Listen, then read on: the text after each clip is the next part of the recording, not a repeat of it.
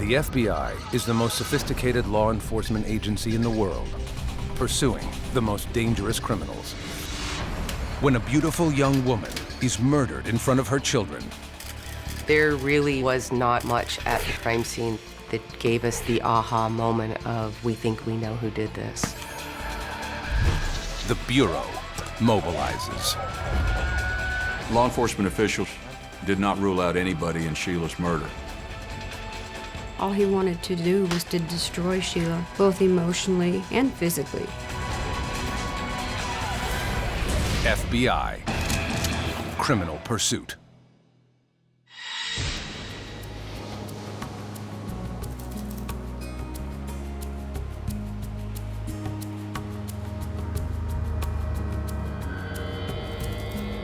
It's November 7th, 1997. And 13-year-old Stevie Bellish is on her way home from school. She can't wait to share some big news with her mother.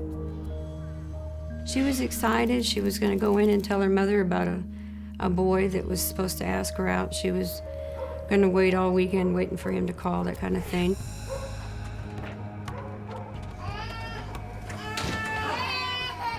But as she steps through the front door, Stevie senses something is wrong. Stevie's 4 young siblings, 23-month-old quadruplets, are standing in the hallway alone, crying. There was blood in their hair, and on a couple of them had it on their body. The toddlers aren't hurt, but Stevie is alarmed. Their mother, 35-year-old Sheila Bellish, would never have left the babies home alone. Where's Mommy? Where's Mommy? Stevie races through the house, shouting for her mother. Mama! She runs around the corner into the kitchen and finds her sprawled on the floor in a large pool of drying blood. There was so much blood and everything mixed in with Sheila's hair. It didn't register to Stevie that her mother was laying in the floor right next to her feet.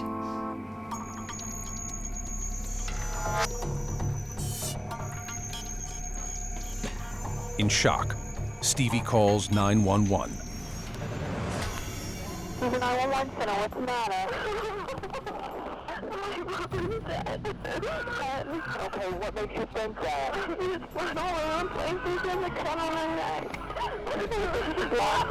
The 911 operator immediately dispatches paramedics and the sheriff's department to the Bellish home. Then, she tries to get more information from Stevie. Okay, calm down. Do you see anything else around there? There's blood going from the laundry room all the way to the kitchen. Oh my gosh, I'm doing this. My little brothers and sisters are in there. Mine says, so I think that she was probably outside. You think that she was outside? I'm in the kitchen. Oh my gosh.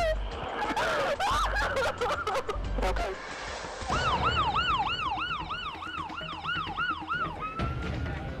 Paramedics and investigators arrive and quickly confirm Sheila has been dead for hours.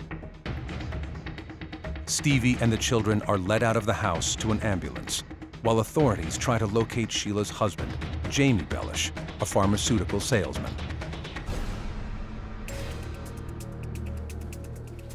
Lisa Lanham is one of the first officers to go inside the house. A crime scene investigator for just 3 years, she's shocked by what she sees. From what I saw at the crime scene, it's really not fit for any human to witness, let alone children. It is apparent by the small, bloody footprints around Sheila's body that the 4 toddlers witnessed their mother's murder. But at 23 months old, they don't have the ability to tell investigators what they saw. Lanham follows a trail of blood that leads from Sheila's body into the utility room. where it appears the gruesome attack started. There was the knife that was located on the floor. There was a bullet hole in the wall of the utility room. And eventually, when latent processing was completed, a fingerprint was developed on the dryer inside the utility room. The print is not in blood, and there is no way of knowing if it is related to the crime.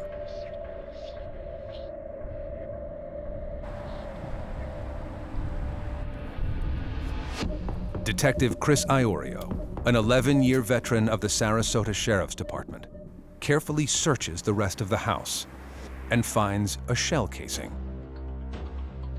The round is from a .45 caliber pistol, which was shot directly at Sheila's face. It went through her face, her cheekbone. It exited through the base of her neck and went through the dining room wall into a bedroom, struck a mirror, and then it was recovered from a wall in the bedroom.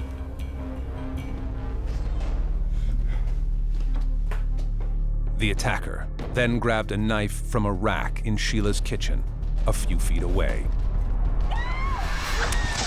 Blood spatter analysis and defensive wounds, bruises and cuts on Sheila's hands and arms show that Sheila got up to fight back. No! As a parent himself, Detective Iorio believes Sheila was fighting for more than her own life. Part of her motivation was to protect her children. I think her motherly instinct kicked in, and she got strength from somewhere, because typically if you get shot in the face with a .45, that's usually enough to put anybody down and leave them down. Sheila's attacker then slit her throat twice, missing her arteries, but slicing through 2 veins. Then the attacker fled, leaving her to die.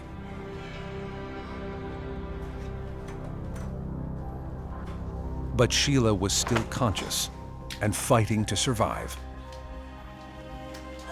Sheila dragged herself 15 feet to the kitchen counter, reaching for the phone.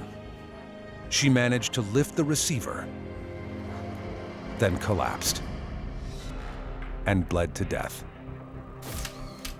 All victims are of equal importance to us, but it certainly does affect you for the rest of your life when you see crime scenes where you know that there was a struggle and somebody fought for their life. I can only hope that the toddlers were young enough that they have no memory of what they witnessed inside that house. Investigators know how Sheila was killed, but they still don't know why. A stay-at-home mom to her 4 toddlers and 2 older daughters from a previous marriage, Sheila has only lived in this middle-class Sarasota neighborhood for 6 weeks. Police have to ask whether she's been the victim of a home invasion. We examined the exterior of the residence and did not find any obvious signs of forced entry, such as a broken window, pry marks on windows or doors or door locks or any of that. It seems unlikely that Sheila would allow a stranger into her home. Did she know her killer? Someone with an insider's knowledge of the house? To find answers to these questions, the police will call in the FBI.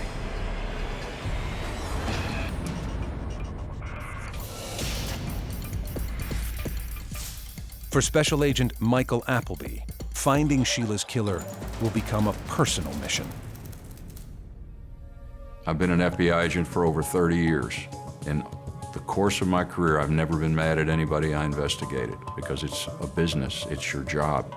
But for the first time in my life, I met someone that I really was mad at. But capturing the killer, a powerful and deceptive mastermind, will prove to be almost impossible. In November 1997, 35-year-old Sheila Bellish is found murdered in her home.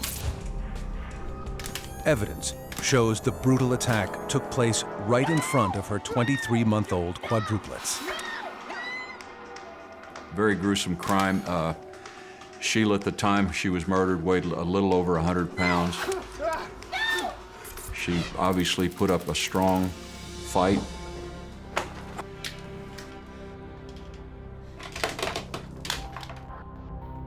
Because there is no sign of forced entry, the Sarasota County Sheriff's Department wonders if Sheila knew her attacker.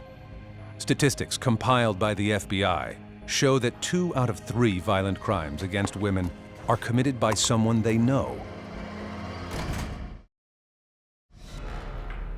Law enforcement officials in Sarasota did not rule out anybody in Sheila's murder. They had to look at the case as objectively as possible, which means usually you work your way inside out. Detectives begin looking into Sheila's background.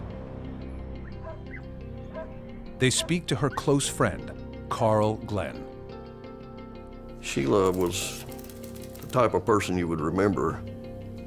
Of course, her beauty, her intelligence, she was religious. I think Sheila had a pretty strict upbringing. The daughter of an Air Force pilot, Sheila Lee Walsh lost her father when she was young.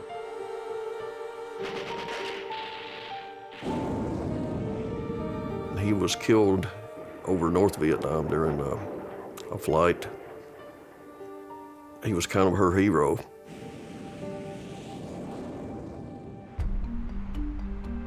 Sheila was determined to go to college and become a success.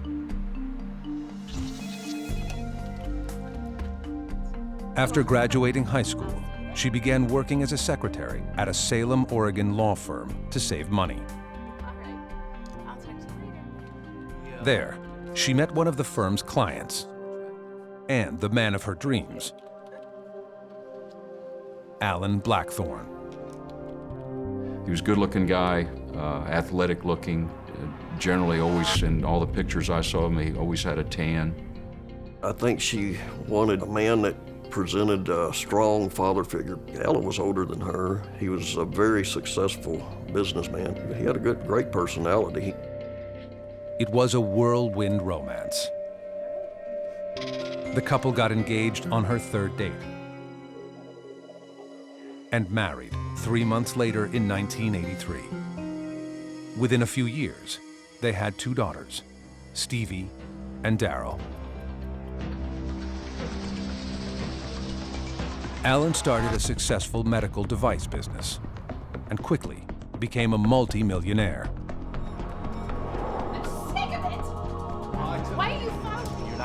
But Sheila and Alan fought constantly. And in 1987, divorced. She was under tremendous stress. Alan had money, attorneys. She was fighting to hold a full-time job with lots of responsibility. She was trying to raise her children on limited income. I know it was tough. In 1992, Sheila's luck seemed to change. On a cross-country airline flight, she met pharmaceutical salesman Jamie Bellish. They married the next year. A former Marine, Jamie could be tough on Sheila's girls, which made her uncomfortable. He was very strict, I could tell that. He was a disciplinarian, I think. And Sheila, she seemed a little bit nervous. Jamie was basically a tough guy. Marines are supposed to be tough. Jamie and Sheila wanted more children, but were surprised when, through in vitro fertilization, she became pregnant with quadruplets. Local media covered the birth of 3 sons and 1 daughter.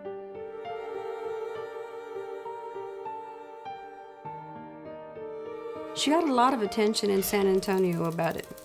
Probably more than they wanted, you know, because you couldn't get any quiet. She and Jamie really loved those babies.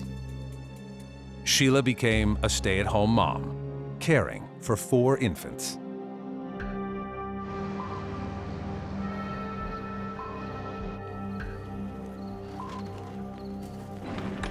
Not long after, Jamie took a work promotion, and he and Sheila moved with all 6 kids to Sarasota, Florida.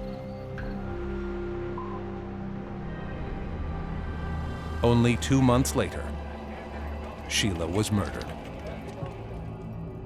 Investigators look into Jamie's financial affairs and discover that he had life insurance policies on Sheila. They wonder whether he had a motive to kill her. Jamie Billis was the first person we looked at.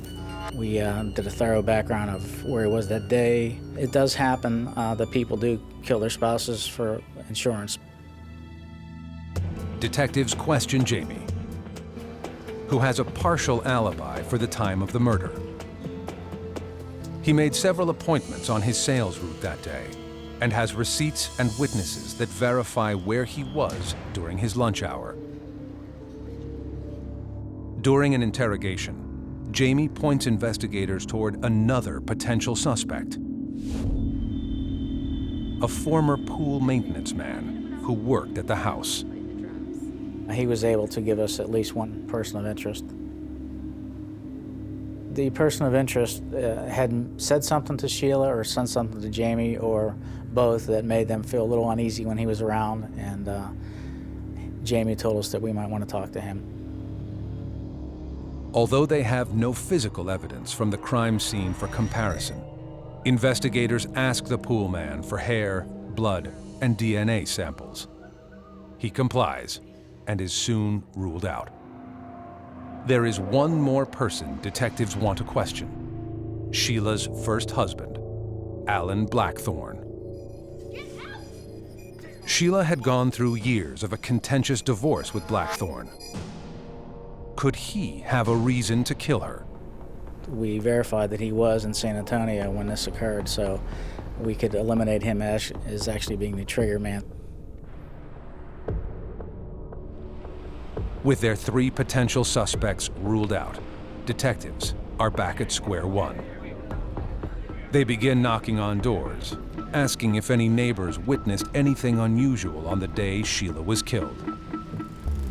As it turns out, someone did. And it could be the lead that cracks the case wide open. There was a murder down the street, and I said, oh my goodness. I got the guy's license plate number.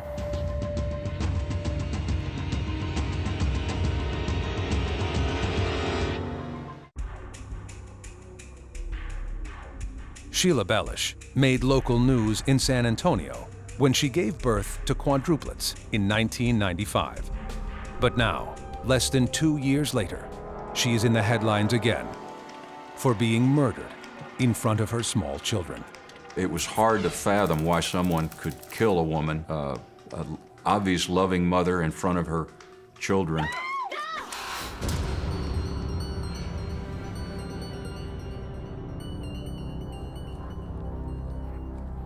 Detectives begin questioning neighbors and local workers, hoping someone saw something out of place. They get the lead they're looking for when Jake Mast, a gardener, remembers seeing a suspicious vehicle. I was mowing yard in the front there, and I always waved to people because there might be a customer later on. And I remember when he came down through there, he didn't do anything.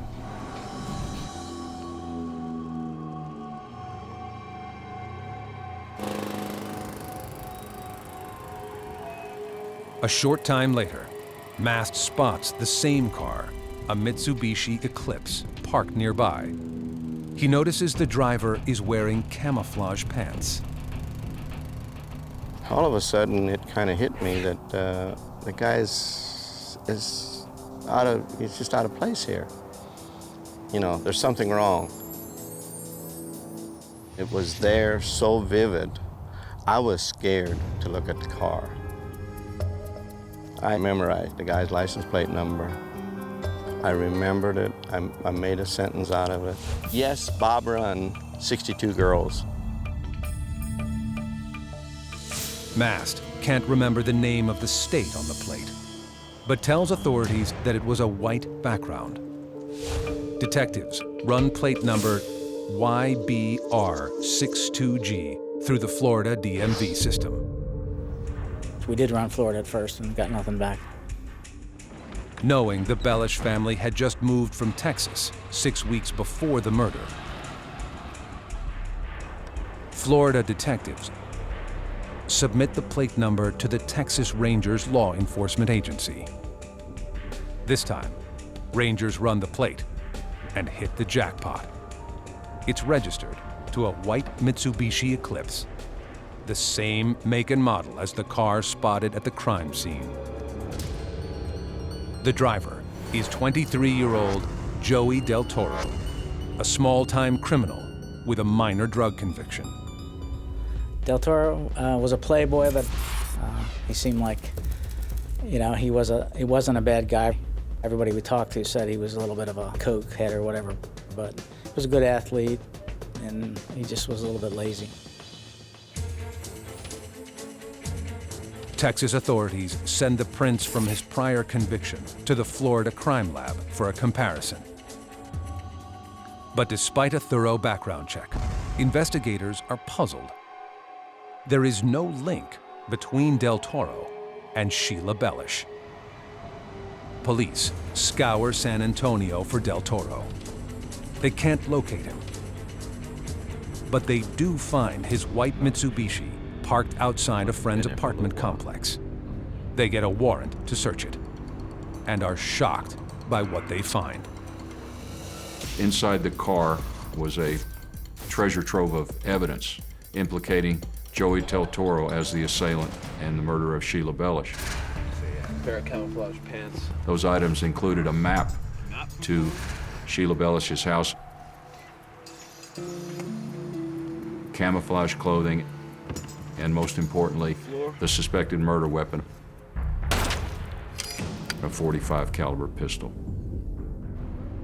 The evidence is sent to the Florida Department of Law Enforcement for analysis. Ballistics prove the gun is a match for the bullet from the crime scene. Tiny blood spatters on the camouflage pants match Sheila's DNA. And a fingerprint lifted from the trigger matches the prints from Del Toro's prior criminal record and the print lifted off the dryer at Sheila's house. Detectives believe Joey Del Toro is Sheila's killer, but they have no idea what motivated the murder. He traveled from the state of Texas over a period of a couple of days for the sole purpose of killing Sheila Bellish, someone he had never met in his life. There was no obvious connection to Sheila. That was the key question, why? Before investigators can answer that question, they get a tip that he's fled the country. Joey had become aware of the fact that he was a suspect in the murder, and he thereafter fled into Mexico. Sheila Bellish's killer has slipped through detectives' hands, hoping Mexican authorities will catch Del Toro and extradite him back to the U.S. Investigators continue building their case. The plot thickens when they uncover another key suspect. We were trying to find Del Toro, and it turned out that everybody said if you want to find him, look for his cousin, Sammy Gonzalez. Sammy Gonzalez is 27 years old and works part-time in the pro shop at a San Antonio, Texas golf course. Authorities confront him with the evidence from his cousin's car. Sammy Gonzalez initially started lying like everybody does, but it wasn't too long into the interview that he crumbled and he started giving us information little by little. Gonzalez eventually reveals that a hit was put on Sheila Bellish and that she was killed for cold, hard cash. According to Gonzalez, the conspiracy was initiated not by him, but by a third suspect. Sammy Gonzalez laid out a set of circumstances where he was approached by an individual by the name of Danny Rocha. Danny Rocha, a bookie on the golf course, showed Gonzalez a picture of Sheila Bellish taken at a birthday party for one of her daughters. He claimed that Sheila was a bad mother who needed to be punished. Unnerved by the idea of attacking a woman, Gonzalez instead recruited his cousin, Joey Del Toro, to rough her up. Ultimately, as the conspiracy rolled on, word came from Danny Rocha that he didn't care if she was beaten up or killed. This is when the conspiracy turned from a mere beating into a potential murder. Rocha gave Del Toro the picture of Sheila, a map to her home, and promised to pay him $10,000. Detectives now know some of the circumstances surrounding Sheila's death, but they still need the triggerman, Joey Del Toro. Without getting Joey Del Toro back from Mexico, the likelihood of convicting those responsible for Sheila Bellish's murder was doubtful. You have to connect the dots. Mexican authorities quickly capture Del Toro, but they are reluctant to extradite him because he'll be eligible for the death penalty. Local authorities need someone with more leverage and turn to the FBI for help. It was at this point that it was decided that the best avenue to prosecute the guys that conspired to kill Sheila Bellish would be through the federal system. The FBI pressures Mexican police, who finally extradite Del Toro back to the United States.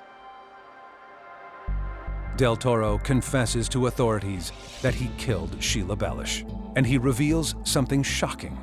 There is someone else involved in the plot, someone above Danny Rocha, a mastermind that Del Toro is afraid of. I was debating whether or not to do it, you know. In my mind was, this man who ordered this obviously is a means, and if this does not get done, and if I don't do it, then something might happen to me, or maybe even to my family because of this guy. Now, the question is, who is the mysterious man behind the murderous plot? Who ordered the killing of Sheila Bellish?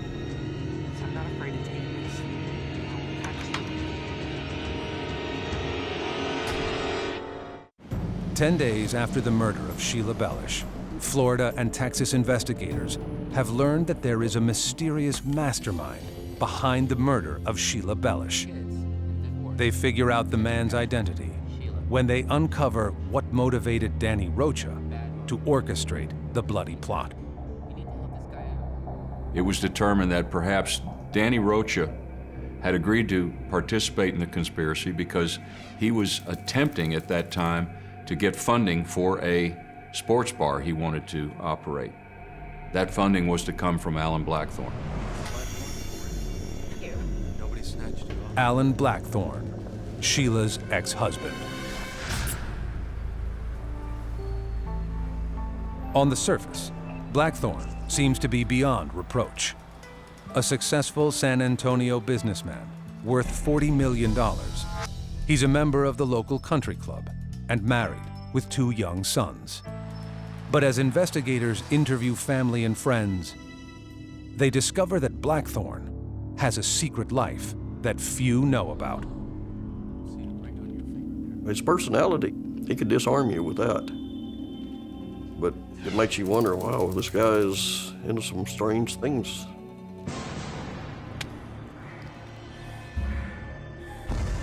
Born Alan William Van Hoot, Alan claims his childhood was difficult.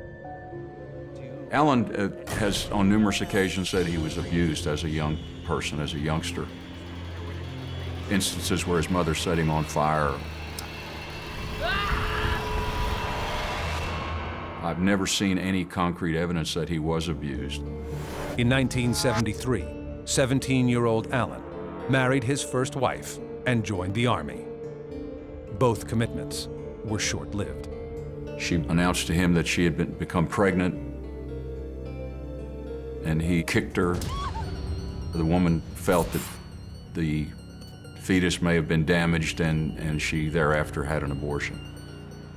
Frightened for her life, his wife divorced him in 1978 and went into hiding. A second marriage also ended after 3 years, with more allegations of abuse.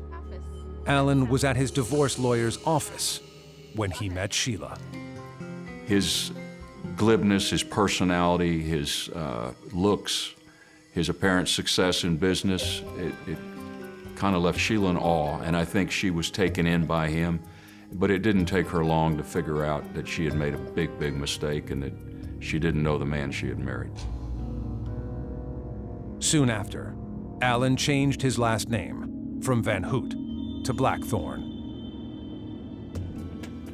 This name was taken from a novel, the novel Shogun, and the main character in that novel was a guy named John Blackthorne. Business began booming, and Alan and Sheila seemed to be living the dream.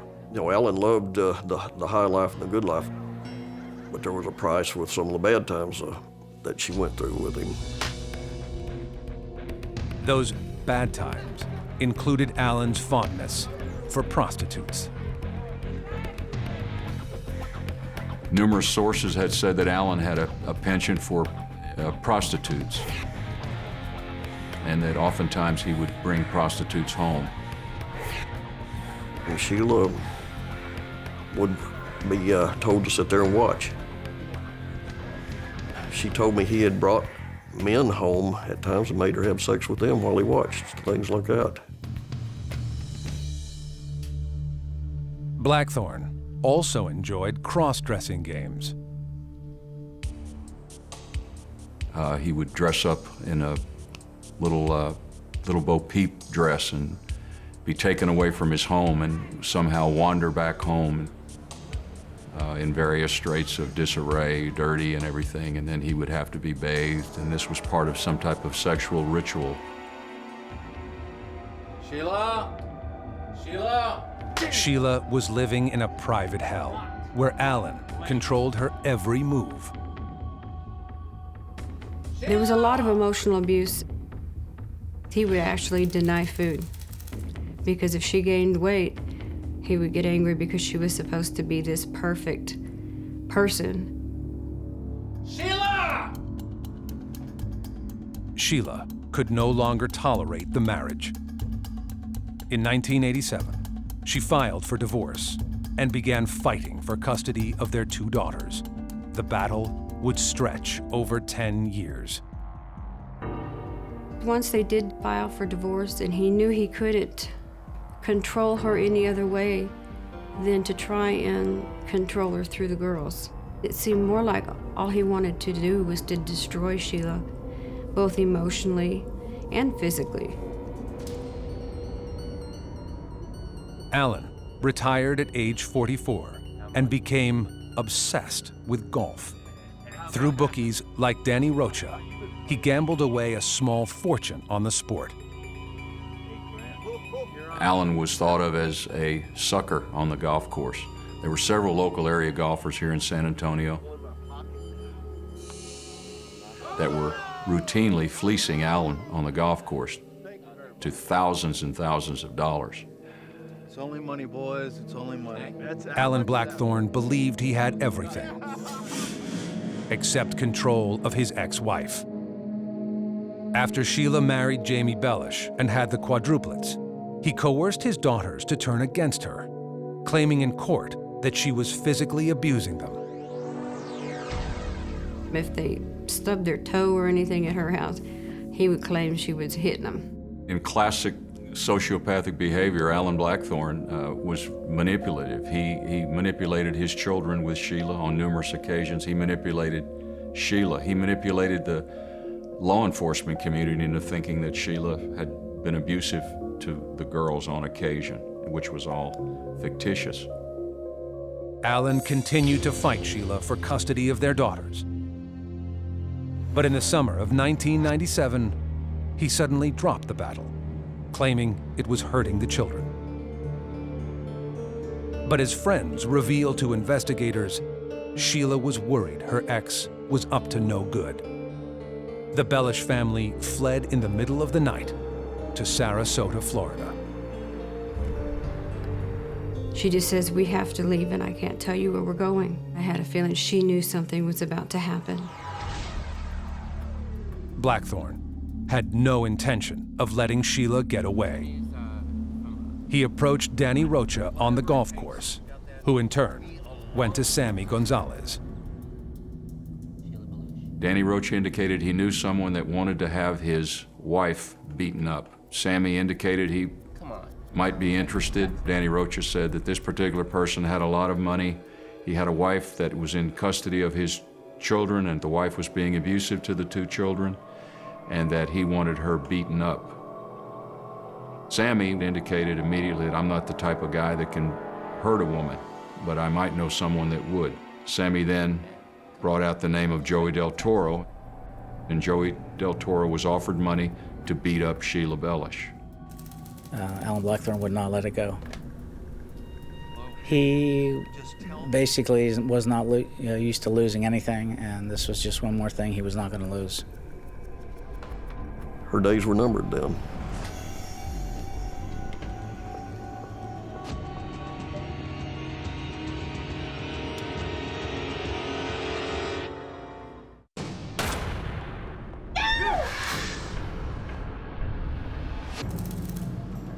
January 2000.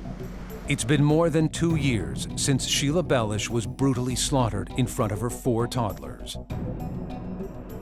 Authorities have thoroughly investigated Sheila's ex-husband, Alan Blackthorne, and are convinced that he paid bookie Danny Rocha to orchestrate her death.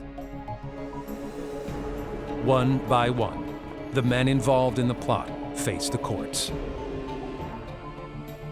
Sammy Gonzalez pleads guilty to his role in coordinating the killing and receives a 17-year sentence. Then, a Sarasota jury sentences Danny Rocha to life. Joey Del Toro, the triggerman, waits for his day in court. Everyone in the bloody conspiracy is behind bars, except for its mastermind, Alan Blackthorne. He appears to be getting away with murder. It had been in the local newspapers here in San Antonio and elsewhere and was readily discussed throughout the city. Despite this, Blackthorne maintained this demeanor of calmness and matter-of-fact attitude that he hadn't done anything. He even flaunted his notoriety over the murder of Sheila Bellish. When you see a guy like this, you really want to convict this guy and get him put in a place where he really needs to be. Blackthorne seems untouchable until a new law enables prosecutors to pursue a federal case against him. Because the murder plot was hatched in Texas and carried out in Florida, it is an interstate crime. Suddenly, the FBI has the ammunition it needs. There are 2 statutes that they were looking to use. One was the use of interstate communication facilities in the furtherance of a crime, and secondly, interstate travel to commit domestic violence. On January 5th, 2000, FBI agents arrest Blackthorne on a golf course. It's ironic that Alan Blackthorne was arrested while playing golf, because that is how he met Danny Rocha, and that is how the conspiracy was hatched.